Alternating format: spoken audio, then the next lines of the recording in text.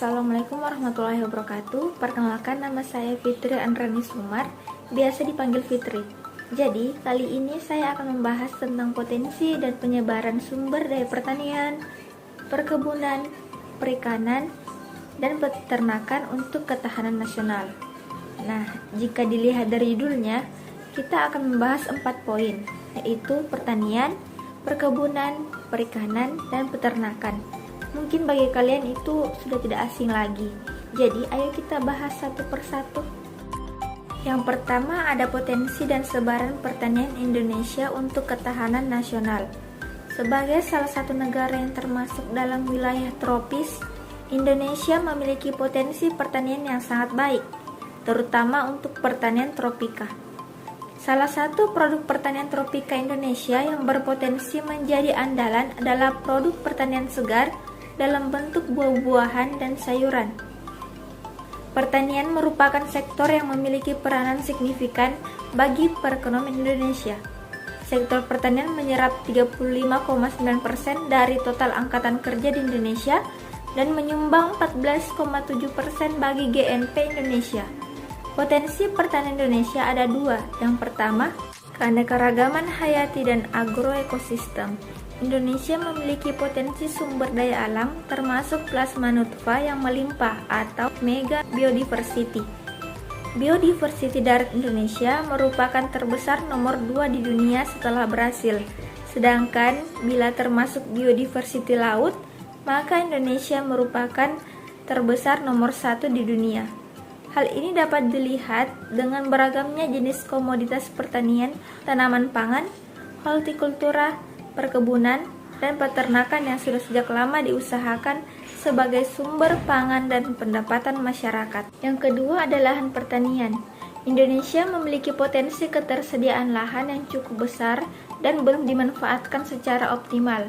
Data dari kajian akademis yang dilaksanakan oleh Direktorat Jenderal Pengelolaan Lahan dan Air, Kementerian Pertanian pada tahun 2006 memperlihatkan bahwa total luas daratan Indonesia adalah sebesar 192 juta hektar, terbagi atas 123 juta hektar atau 64,6% merupakan kawasan budidaya dan 67 juta hektar sisanya 35,4% merupakan kawasan lindung.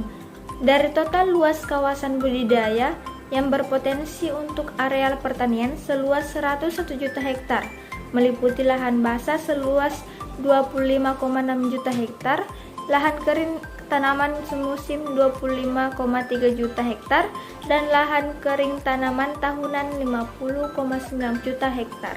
Yang kedua adalah lahan pertanian memiliki peran dan fungsi strategis bagi masyarakat Indonesia sebagai negara agraris. Lahan pertanian menurut BPS atau Badan Pusat Statistik terdiri dari lahan sawah dan lahan bukan sawah. Nah, lahan sawah adalah lahan pertanian yang berpetak-petak dan dibatasi oleh pematang saluran air yang biasanya ditanami padi sawah. Contohnya seperti sawah irigasi, lahan sawah tada hujan, sawah pasang surut, dan sawah lebak. Sedangkan lahan bukan sawah adalah semua lahan pertanian selain sawah, terdiri dari tegal atau kebun, ladang atau rumah, dan lahan yang sementara tidak diusahakan. Selanjutnya, potensi dan sebaran perkebunan Indonesia untuk ketahanan nasional.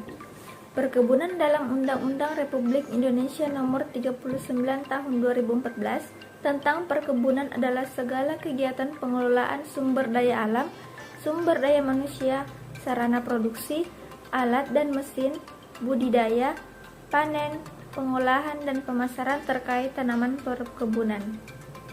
Tanaman perkebunan adalah tanaman semusim atau tanaman tahunan yang jenis dan tujuannya pengelolaan ditetapkan untuk usaha perkebunan.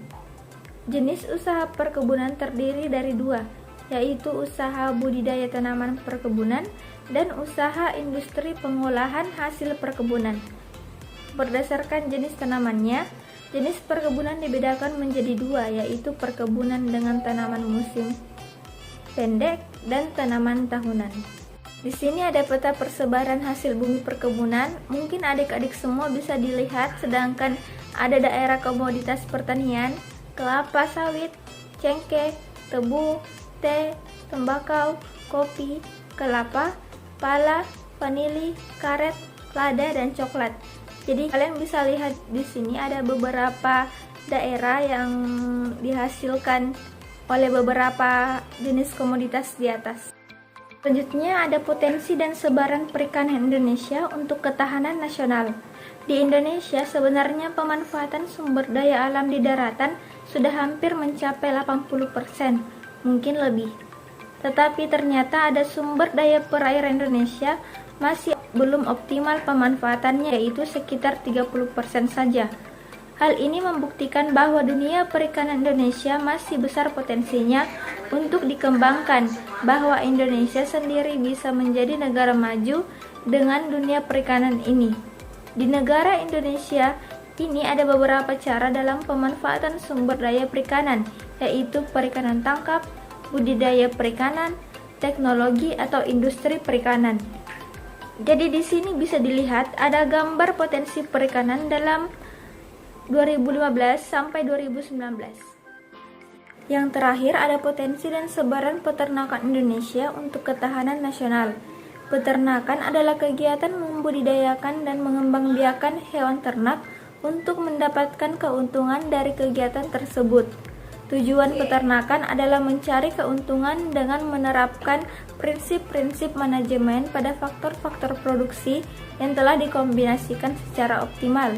Kegiatan di bidang peternakan dapat dibagi atas dua golongan, yaitu peternakan hewan besar seperti sapi, kerbau, dan kuda.